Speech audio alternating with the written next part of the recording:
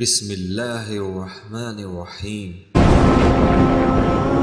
السلام علیکم۔ خزانے کی تلاش میں آپ سب کو خوش آمدید۔ امید ہے آپ سب خیریت سے ہوں گے۔ چلیے وہیں سے سلسلہ شروع کرتے ہیں جہاں سے منقطع ہوا تھا۔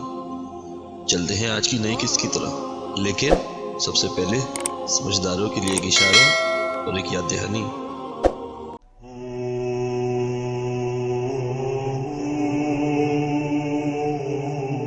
ناظرین، حضور صلی اللہ علیہ وآلہ وسلم کی پیدائش کے بعد 3 یا 4 روز تک آپ کی والدہ ماجدہ نے آپ کو دودھ پلایا۔ پھر آپ کے چاچا ابو لہب کی آزاد کردہ کنیز صوبیہ نے آپ کو دودھ پلایا۔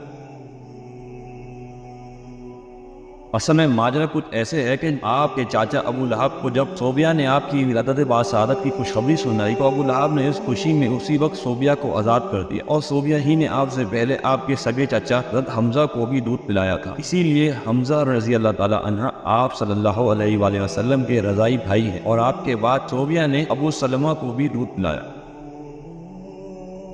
صحیح بخاری شریف میں ام المومنین ام حبیبہ رضی اللہ عنہ سے مروی ہے کہ میں نے ایک بار رسول اللہ صلی اللہ علیہ وآلہ وسلم کی خدمت میں یہ عرض کیا کہ میں نے یہ سنا ہے کہ آپ ابو سلمہ کی بیٹی درہ سے نکاح کا ارادہ رکھتے ہیں۔ آپ نے بطور تعجب فرمایا کہ ام سلمہ کی بیٹی سے جو میری تربیت میں ہے، اگر درہ میری ربیہ نہ ہوتی تب بھی میرے لیے حلال نہیں ہو سکتی، کیونکہ وہ میری رضائی بھتیجی ہے، اس لیے کہ مجھ کو اور اس کے باپ ابو سلمہ کو صوبیہ نے دودھ پلایا ہے۔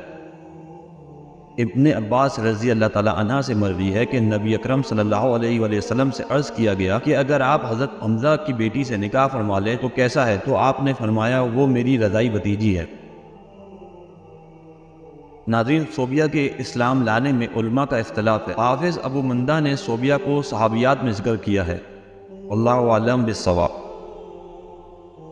نبی اکرم صلی اللہ علیہ وآلہ وسلم صوبیہ کا بہت اکرام فرماتے تھے۔ حضرت ختیجہ سے نکاح ہو جانے کے بعد صوبیہ آپ کی خدمت میں حاضر ہوا کرتی تھی۔ ہجرت کے بعد بھی مدینہ منورہ سے آپ صوبیہ کے لیے کبھی ہدیہ بھیجتے تھے۔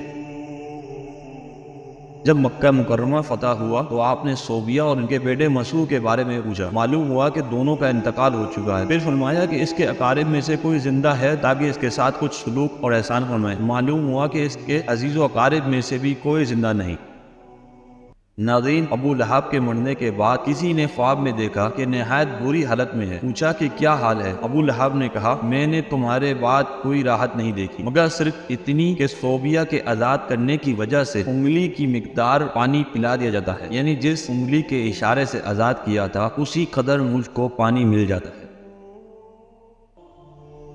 علامہ سہیلی فرماتے ہیں کہ ایک بار حضرت عباس نے ابو لہب کو خواب میں دیکھا کہ بہت ہی بری حالت میں ہے، اور یہ کہتا ہے کہ میں نے تمہارے بعد کوئی راحت نہیں دیکھی مگر یہ کہ ہر 2 شنبے کو عذاب میں تخفیف ہو جاتی ہے۔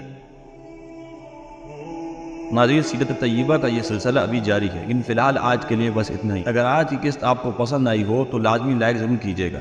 ہمارے ساتھ جڑے رہنے کے لیے اور حضور اکرم صلی اللہ علیہ وآلہ وسلم کی زندگی کے بارے میں مزید جاننے کے لیے چینل کو لازمی سبسکرائب بھی کیجیے اور اپنے پیاروں سے بھی لازمی شیئر کیجیے۔ انشاءاللہ تعالیٰ ملتے ہیں اگلی قسط میں، جب تک اپنا بہت سارا خیال رکھیے گا۔ اللہ حافظ۔